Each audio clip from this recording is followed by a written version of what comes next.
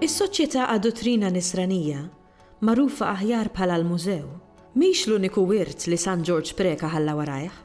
Dun George jibqa' mfakkar ukoll għall-kitbiet tiegħu u għall-mod kif kien iħaddem l-Ilsien Malti fil-priedki u t-taħditiet li kien jagħti, magħrufa fost ħafna bħala sajdiet mużewmini.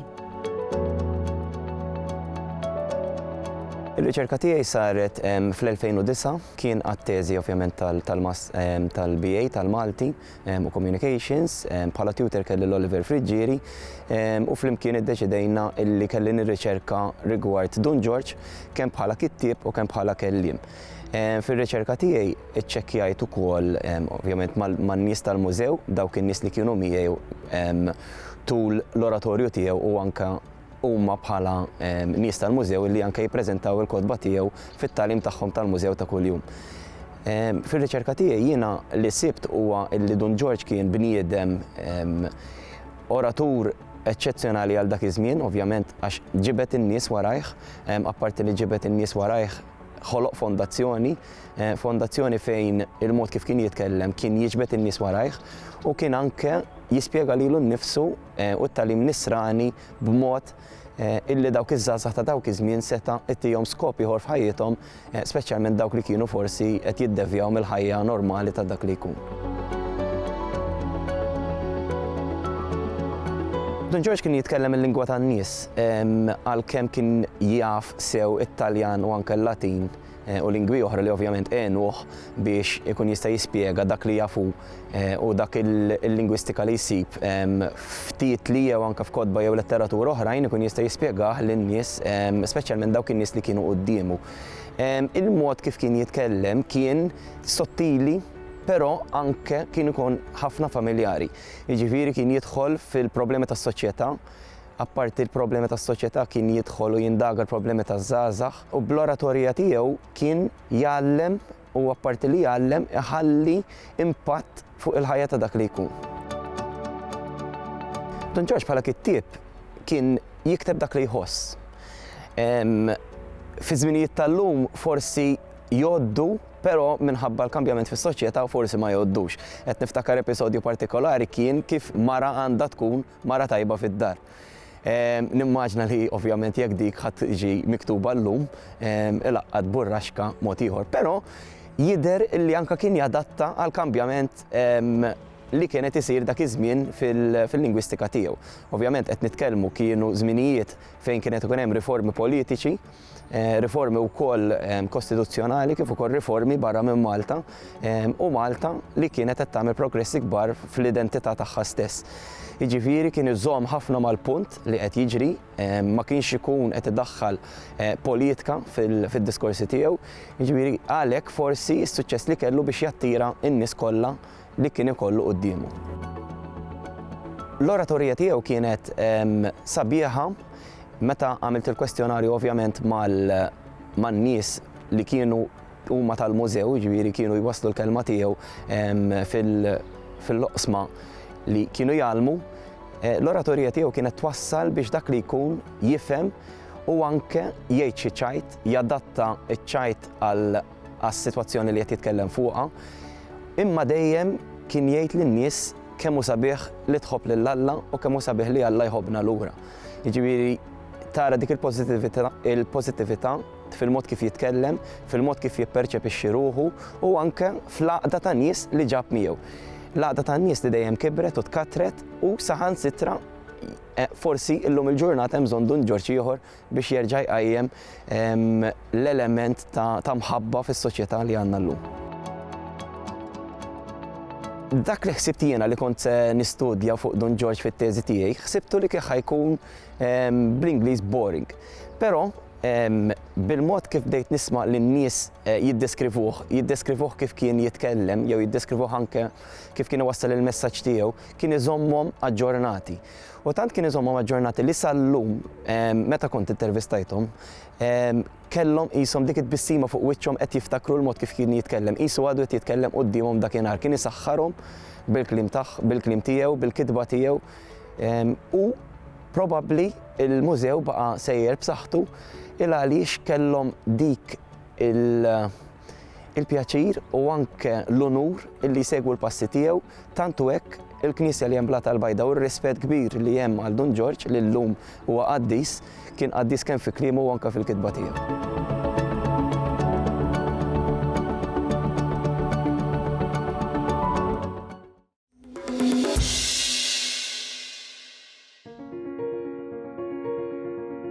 Ir-relazzjoni bejn il-letteratura u l-politika hija waħda komplessa. Diversi kittieba ħarġu wonqhom għall-politika u bosta politiċi użaw il-kelma miktuba bħala instigazzjoni jew kummentarju politiku. It-tim tagħna tkellem ma' Emanuel Bsajla dwar ir-rabta bejn il-politika u l-letteratura fil-kuntest lokali. Dawn ix-xogħlijiet imorru lura għat-tletinijiet u forsi ftit żgħira qabel. Hemm kellek il-moviment tal-Partit Laburista kien b'saħħtu ħafna dak iż-żmien illi qiegħed jipprova jaqbad l-ideal ir-realiżmu ta' dak iż-żmien u beda jinfatam mill-kummentarju storiku biex joħroġ xi ħaġa realistika. Kellek il-Ġużell u l-Mercer, il-Ġino, Muscat Azzopardi, kif ukoll il-Ġwan Mamo u John F. Marks illi bdew jitkellmu fuq ir-realiżmu iktar milli kienu titkellmu fuq ir-romantiċiżmu. L-Eli ta' Ħażajr nistgħu ngħidu u x-xogħlijiet l-oħra ta' Ellu l-Mercer nistgħu ngħidu li qegħdin juru is-sitwazzjoni attwali, soċjali ta' tletinijiet u forsi ukoll imorru ftit lura u jsemmu l-episodji li kienu jiġru l-faqar l-għajta l-kuxjenza soċjali ta' żmien il-gwerra. Naħseb li hemmhekk dawk imorru għall-ewwel xogħlijiet letterarji li kellhom element realistiku. Allura bil-forsi mbagħad l anti titkellem fuq element realistiku tiddaħħal il-politika fin-nofs. Kellek ukoll il-mezzi kienu jużaw ġeneri differenti, kienu jużaw il-gazzetti. Rridu niftakru kif kienet timxi l-letteratura dak iż-żmien. Ftit kienu l-istampaturi, ftit kellek fejn tista' tippubblika il-kodba tiegħek.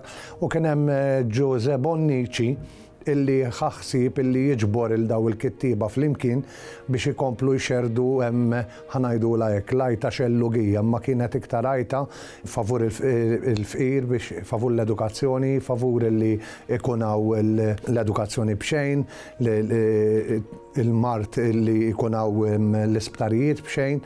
Għajta li kienet biex dak li jkun jeduka ruħu ħalli ma jħallix iktar lin-nies jagħmlu li jridu bih.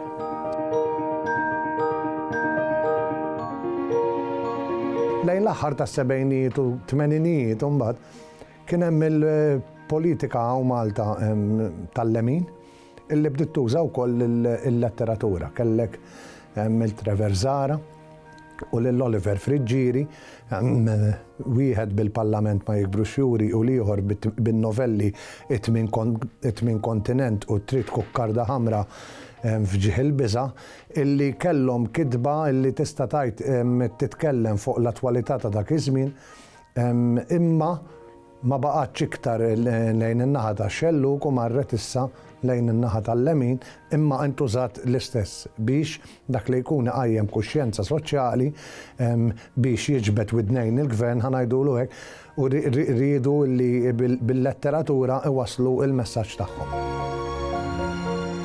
Naħseb illi l-aktar xogħlijiet kontemporanji bħalissa huwa bla dubju ta' xejn Castillo u ftit qablu kien hemm ukoll Kapitali, Castillo ta' Claire Azzopardi u Kapitali ta' Wayne Flask. Huma żewġ kotba kontemporanji li jitkellmu fuq il-politika. Ta' Kapitali titkellem fuq il-politika kontemporanja fuq iż-żminijiet tal-lum, eżattament ġifieri nitkellmu fuq das-seklu. Hemm biss il-ktieb Castillo imur lura għat-tmeninijiet fejn għan il-kittiba ġol-ktib illi qiegħda tikteb fuq episodji illi min ikunex it-tmeninijiet jista' jassoċja ruħu magħhom bla dubju ta' xejn. Ġifieri qegħdin narġgħu naraw l-istorja ta' tmeninijiet illi issa qiegħda tintuża bħala plott. Fi żmienha kienet qajmet lil kittiba biex jiktbu, issa it-tmeninijiet bħalma kien għamel Alex Vellaġera fis-srib reġgħu saru velenużi ukoll qiegħed tintuża issa minn Klera Azzopardi f'Kastillo biex toħloq il-plott tar-romanz tagħha.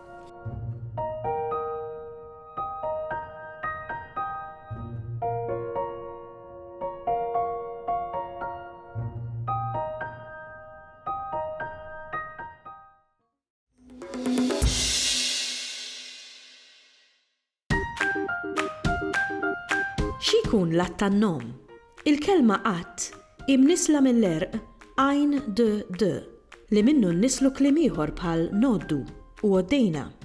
Bl-att tan-nomi mela inkunu qed nirreferu għall-ammonti tan-nomi. Fil-Malti għandna 3 tipi ta' qatt.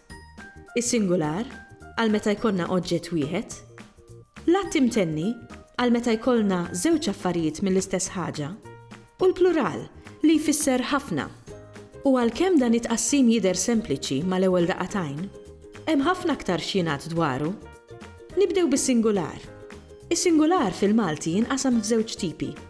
Fuq naħa għandna l-farrat waħdini li bħalma jindika ismu stess jirreferi għal ħaġa waħda biss. Ngħidu aħna naġa jew vapur. Fuq in-naħa l-oħra imbagħad għandna l-kollettiv li juri kollezzjoni u ġabra tal-istess oġġetti. Il-kollettiv jista' jkun morfoloġiku, jiġifieri jissawwar permezz ta' kelma waħda. Ngħidu aħna naġ. Fil-każ tal-kollettiv morfoloġiku, dan dejjem jieħu l-maskil singular u għalhekk ngħidu dan in-naġ.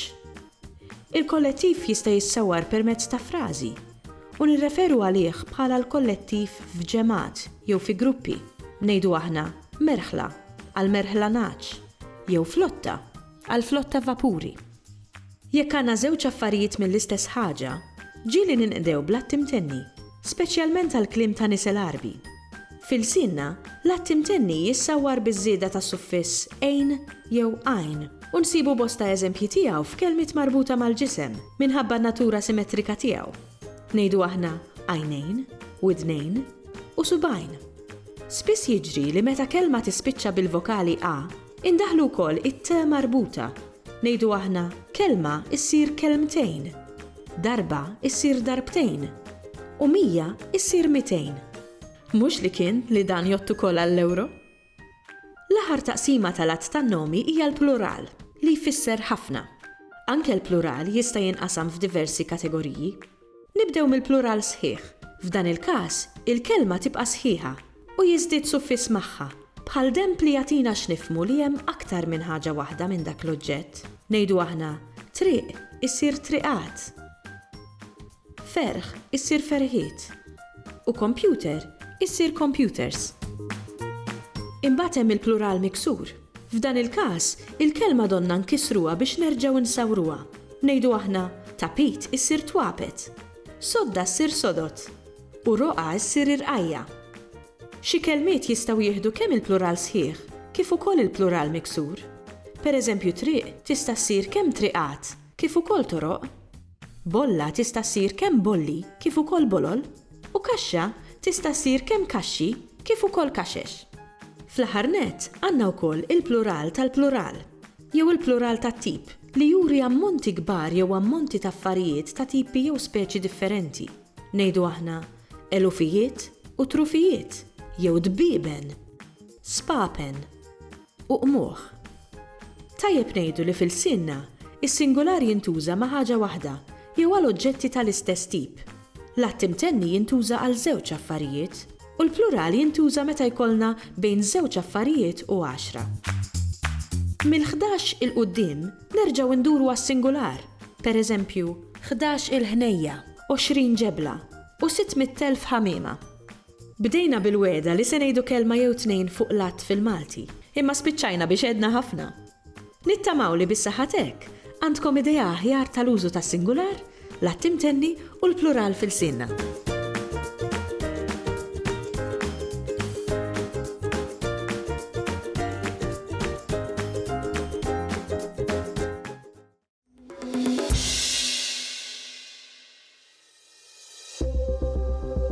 Illum il-ġurnata, il-biċċa l-kbira tal-Maltin jemmnu f'Alla wieħed, sew jekk huma Kattoliċi, kif ukoll jekk huma Musulmani jew ta' xi denominazzjoni oħra.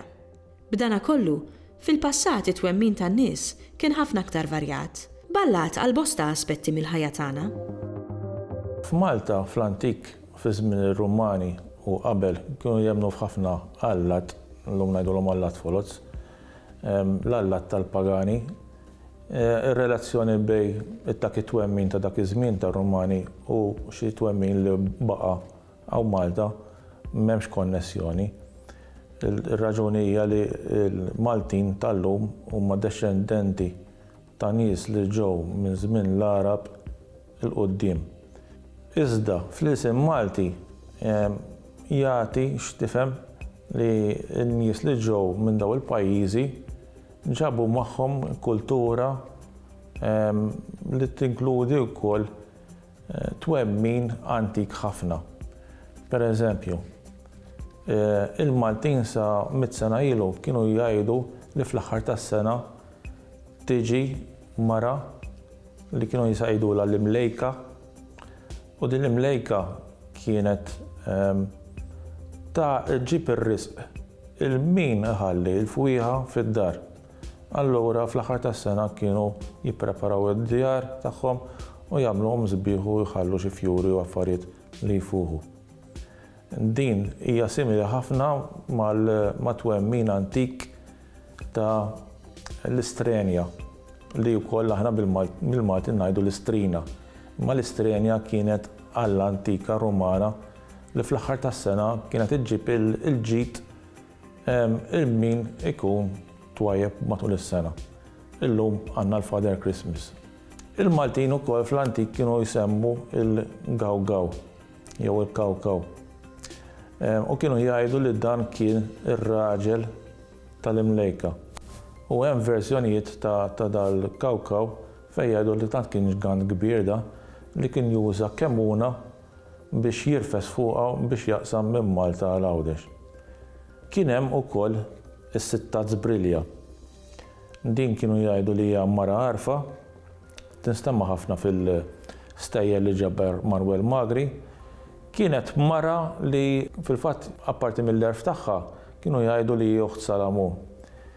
Li kien hemm sopranaturali dwarha kienu jgħidu li tmut qatt għax kull 30 sena terġa' tiġi lura qisha waħda ta' 18.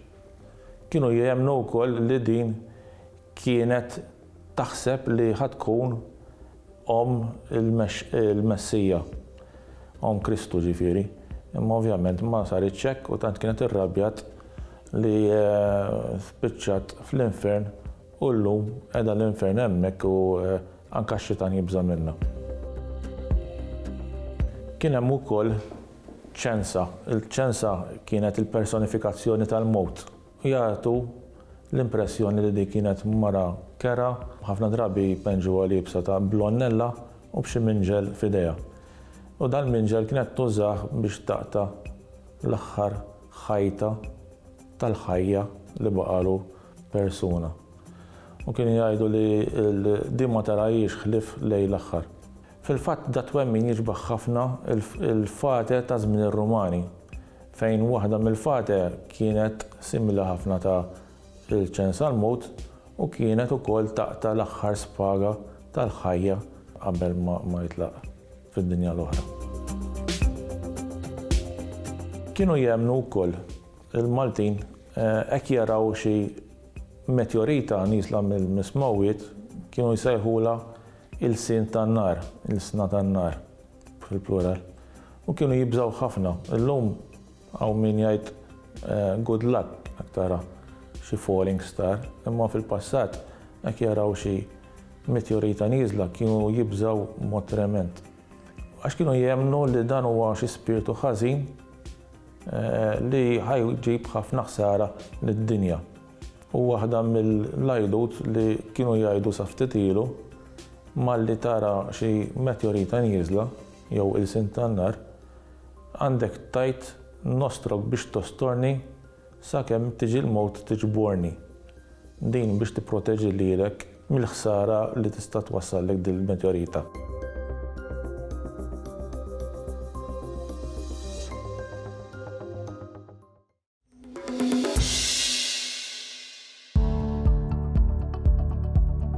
Minkejja li l-sinna ħafif biex tikdbu, billi l-biċċa l-kbira tal-ittri għandhom ħoss wieħed, u minkejja l-għajnuna kbira li joffru l-modelli, xorta jibqgħu jaħarbulna l-iżbalji ortografiċi.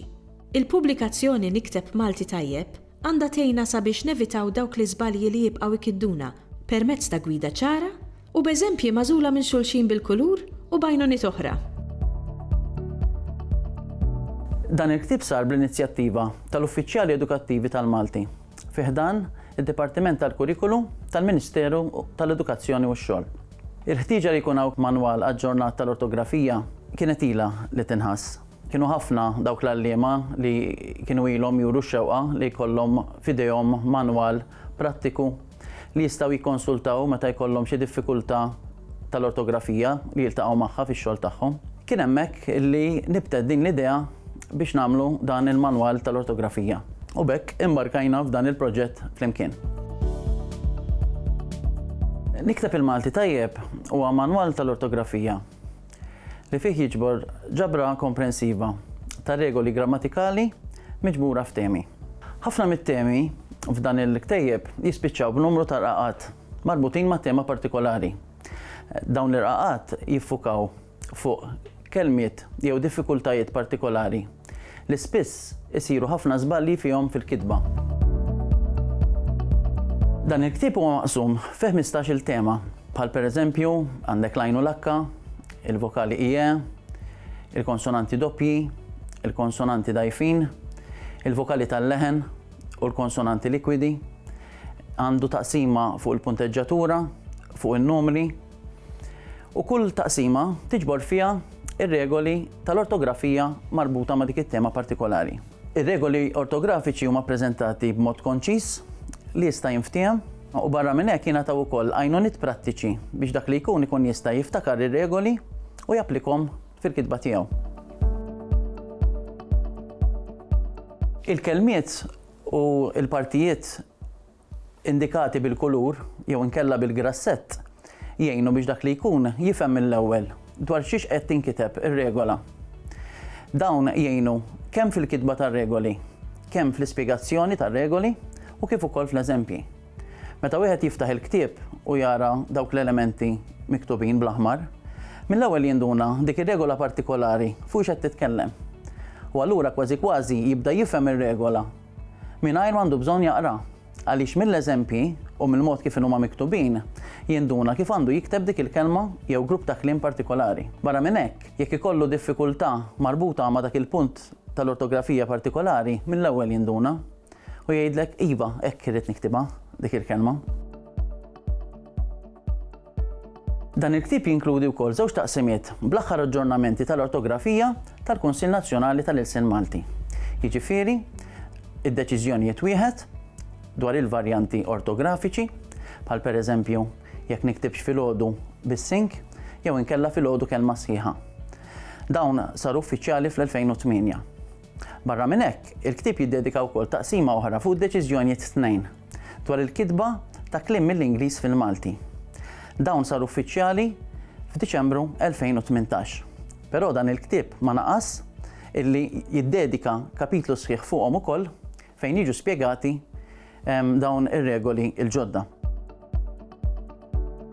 Bħal kwalunkwe għodda li konna fidejna, importanti li nkunu nafu nużawha tajjeb biex bekk nistgħu nieħdu l-aħjar li nistgħu minnha.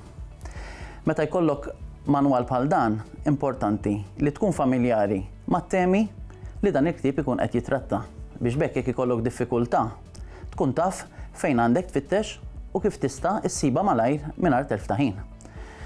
Ktieb bħal dan mhux ktieb li inti toqgħod taqrah għal gost, iżda ktieb li tużah għax għandek bżonnu, għax għandek diffikultà u tkun trid kemm jista' jkun malajr teleb dik id-diffikultà. Minn barra it-temi li jitratta l-ktieb importanti li wieħed ikun familjari wkoll mal-elementi l-oħrajn li jsawruh. Bħal pereżempju l-appendiċi li f'dan il-każ ta' nikteb il-Malti tajjeb jinkludi listi ta' pereżempju konjugazzjonijiet tal-verbi, modelli għal-verbi tal-għajn u l-akka. Għandu wkoll lista ta' omofoni u kliem li jixxiebaħ, lista ta' postijiet Maltin u Għawċin, u anka lista ta' pajjiżi barranin. Ħaġa oħra li hemm inkluż ukoll fl-appendiċi ta' dan il-ktieb hija lista imdaqsa ta' varjanti fonetiċi u ortografiċi li jintużaw fil-kitba u li huma korretti it-tnejn li huma.